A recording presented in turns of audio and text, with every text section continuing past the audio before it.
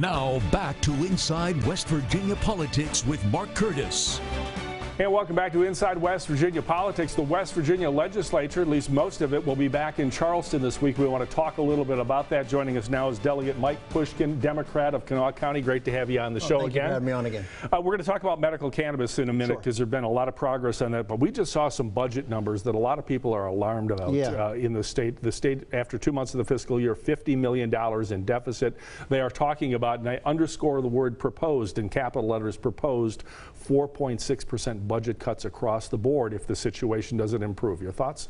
Well, it's concerning, and it should concern everybody in the state. You know, when this governor was elected, I think he promised to take the state on a rocket ship ride.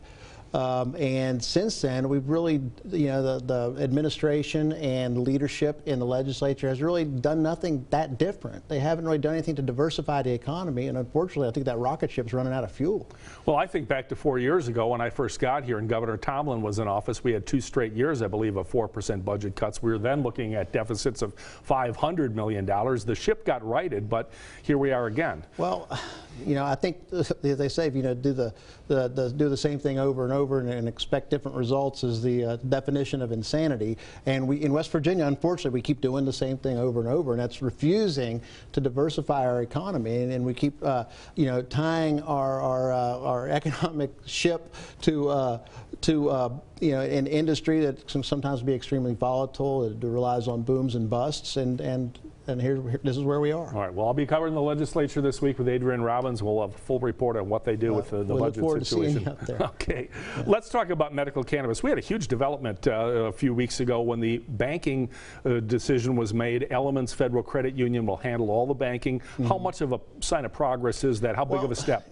First of all, I mean, it's interesting you bring that up because that law was passed in bipartisan fashion in 2017.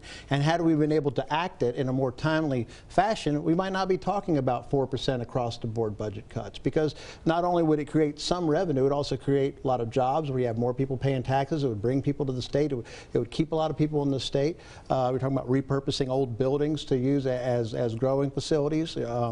Talking about hiring plumbers and electricians to update these buildings. So yeah, unfortunately, one of the reasons why we are where we are is we haven't implemented this fast enough. Now I'm glad that the Treasurer has finally found a financial institution that's willing to accept the money. That is progress, but we need to, the DHHR now needs to issue those applications for the business licenses, and we need to get moving on it. Yeah, so eventually, and perhaps soon, people who want to be growers, processors, or dispensary operators, or any 2 of those functions, they can apply to the DHHR for those licenses, but it'll be a competitive process, right? Oh yeah, it'll be a competitive process.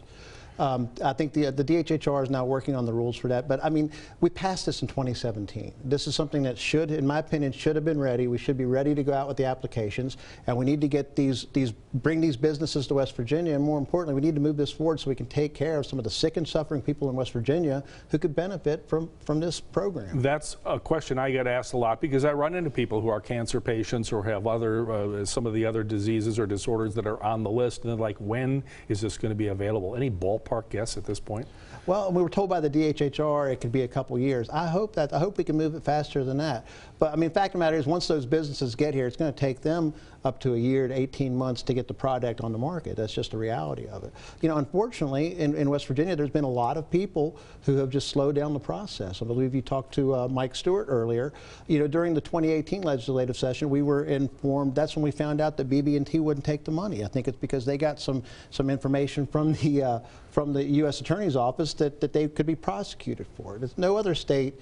And no other state has a bank been prosecuted for this. It hasn't happened. No. But that's really what has slowed down the process. And of course, it's hard to implement anything when the governor doesn't show up for work. All right, we're down to about 30 seconds. What's the next step in the process? What happens next year? The next step is the DHHR needs to issue the applications for the business licenses, and hopefully we get some new businesses that come to West Virginia, which will probably provide around 2,000 new jobs to West Virginians, which is something we could definitely use, as well as increase that revenue, which we could definitely use, and help some sick and suffering West Virginians. Well, we know there's a lot of viewer interest in the progress of medical cannabis in West Virginia. We'll stay on top of it. Again, we want to thank Mike Pushkin, Democrat, Kanawha County Delegate. You're going to be a busy guy with the interims this week at the Capitol. Yep.